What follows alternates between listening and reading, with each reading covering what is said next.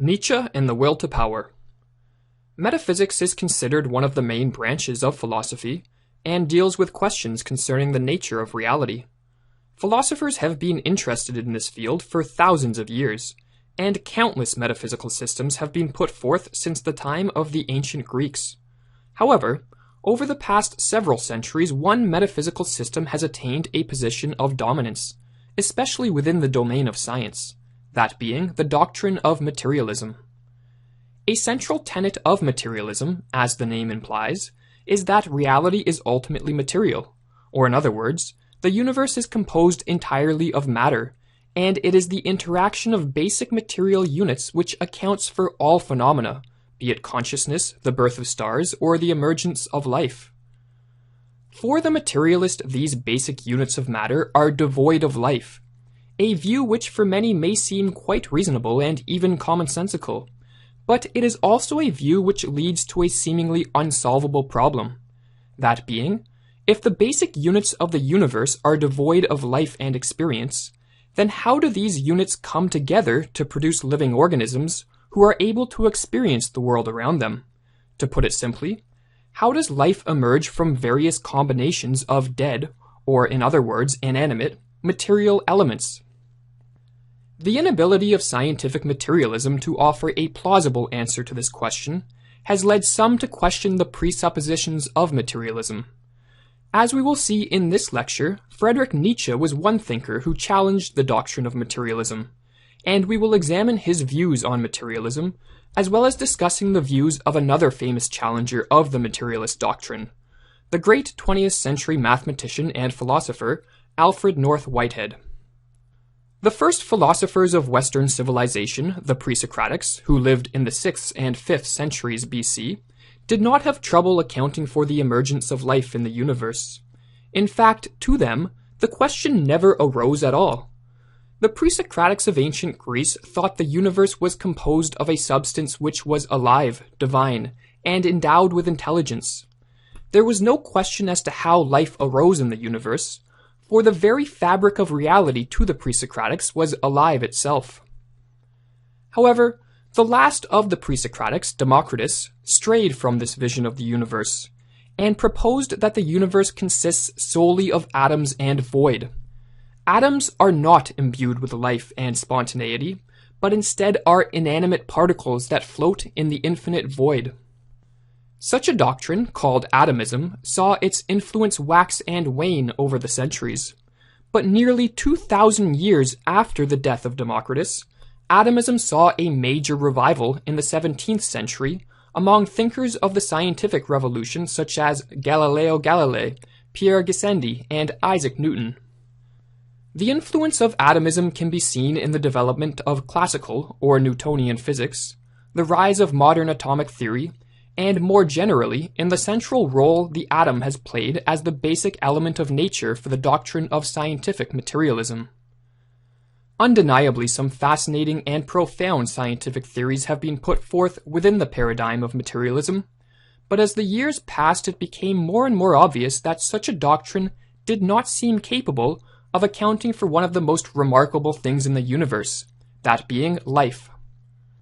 One opponent of materialism during the early 20th century was Alfred North Whitehead, who is famous for, among other things, collaborating with Bertrand Russell, his former student, on the work Principia Mathematica.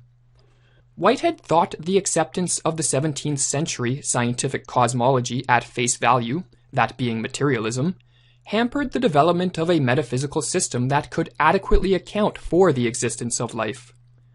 Inheriting and modifying what was originally Democritus's idea, that the basic elements of the universe are senseless, valueless, and purposeless, materialism has yet been able to explain how these elements combine to give rise to living organisms that are purposeful and experience the world around them.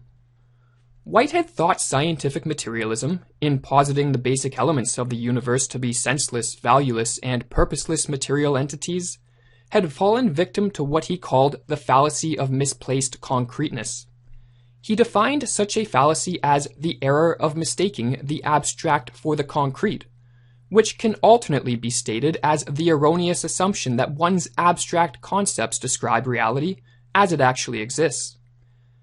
To try and make this difficult idea clear, we are going to take a slight detour to make sure the terms used in this fallacy are clearly understood. First of all, a concept is simply an idea of something, such as a computer, a tree, or an atom. One way some have suggested we form concepts is through the process of abstraction. So, for example, to form the concept of a chair means not thinking of the particular details of a specific chair, but only of what is required for a chair to be a chair. A certain color, size, or weight is not a requirement for something to be a chair, so we abstract away these characteristics to get to those characteristics which are essential for a chair to be a chair, such as it being an object which we can sit on. In contrast to a concept formed by abstraction, a concrete is the thing that actually exists out there in reality. Not the idea of it we have formed in our minds, but rather the thing in all its glory. With the terms clear, we can see what Whitehead is suggesting. As we noted earlier, scientific materialists assume that the universe is composed of material elements which are senseless, valueless, and purposeless, or in other words, wholly inanimate. Materialists assume that their concept of the basic elements is an accurate depiction of the concrete basic elements, or in other words, the elements which actually exist in reality. Whitehead, however, thought this interpretation was seriously lacking. In forming their concept of the basic elements of the universe, Whitehead believed that scientific materialists were abstracting away fundamental and essential characteristics of reality. Characteristics he thought were essential to explaining the emergence of life. In other words, it is because materialists have falsely assumed that their concept of the basic elements of the universe actually depict the elements as they exist in reality that they have fallen victim to the fallacy of misplaced concreteness. Now, this does not mean that by committing such a fallacy, the materialist doctrine and its abstractions are worthless. Rather, it points to important limitations of such a paradigm. The assumption that the universe is composed of senseless, valueless, and purposeless material entities works perfectly fine if one has the goal of calculating the trajectory of billiard balls, or of how much fuel is needed to travel to the moon. But in trying to explain and account for the emergence and existence of life, the doctrine of materialism seems to lead to a dead end. Because of materialism's inability to account for the existence of life, Whitehead called for the development of a new metaphysical vision of the universe. The field is now open for the introduction of some new doctrine of organism, which may take the place of the materialism with which, since the 17th century, science has saddled philosophy. Such a displacement of scientific materialism, if it ever takes place, cannot fail to have important consequences in every field of thought. In order to create such a metaphysical system, Whitehead thought it was necessary to utilize a source of knowledge that is intimately accessible and familiar to us, one which scientific materialists completely ignored, that being our own experience.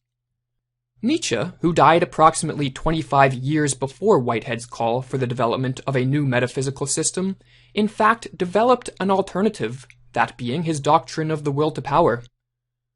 Similar to Whitehead, Nietzsche thought that in order to formulate an adequate metaphysical explanation of the universe, it was necessary to start from that which is most accessible to us, our own experience.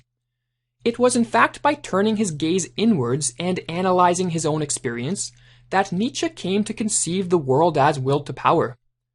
As he wrote in Beyond Good and Evil, "Supposing that nothing else is given as real but our world of desires and passions, that we cannot sink or rise to any other reality but just that of our impulses, for thinking is only a relation of these impulses to one another. Are we not permitted to make the attempt to ask the question whether this which is given does not suffice for understanding even the so-called mechanical or material world?"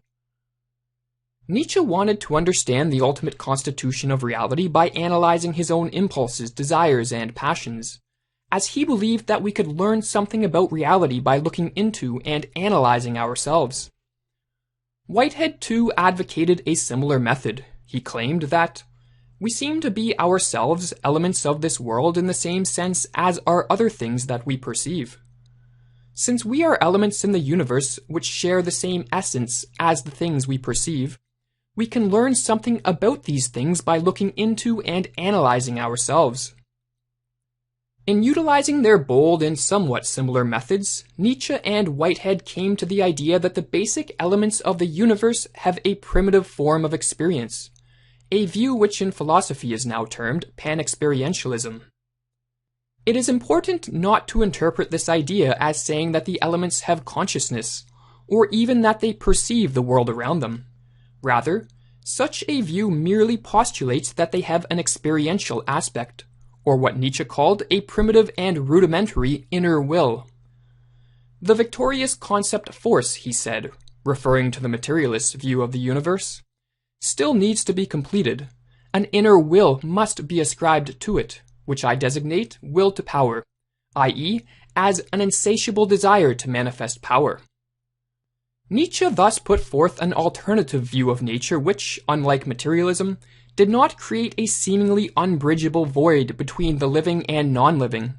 As for Nietzsche, far from being inanimate, senseless, and purposeless, reality was composed entirely of elements which have an inner will, or in other words, which are in a sense alive. To conclude this lecture, it is important to note that one of the central characteristics of Nietzsche was his skepticism and anti-dogmatism. Even with respect to his own ideas and theories, he viewed them as perspectives and interpretations, and not as ultimate and absolute truths. In Beyond Good and Evil, after speaking of his doctrine of the will to power, he wrote, "Granted, this is only an interpretation too, and you will be eager enough to make this objection? Well then, so much the better.